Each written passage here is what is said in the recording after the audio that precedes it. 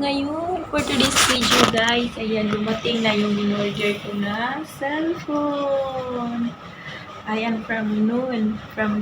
Ayan, ang model nito ay Huawei Y9 Prime. Old model siya. Pero guys, alam niyo kung magkano na lang sa ngayon? 200 dirham.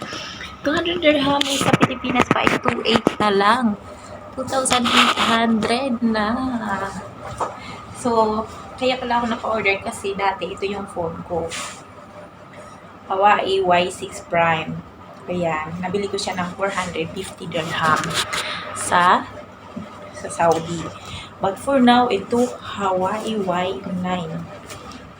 So, kalahati na halos yung presyo niya. Pag sa presyo na sila guys, so i-open na natin. I-open na natin from noon. Kagabi lang in-order. Dumating na agad ngayon. Ilang hours lang. Dating na kaagad. Sana ko. Nilibre pala ito ng amo ko. Ayan, hindi na pinabayaran sa akin. Hindi na pinabayaran.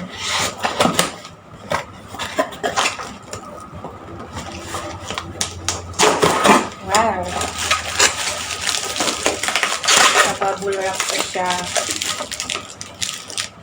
Ganito nga yung mga box ng ano ko. Cellphone ko din dati. So, bagong-bago talaga. Naka-sell pa siya. I-open natin. Sample.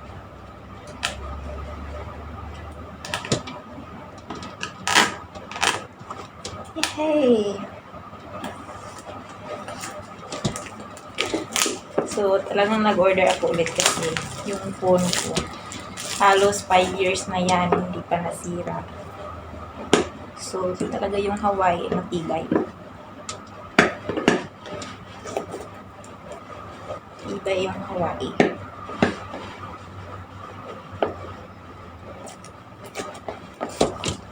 Charan. Hindi pa talaga nabubuksan. Wow, may free na. May free na case. Ang init. Wow, naka-sell. Charan! Huawei Y9.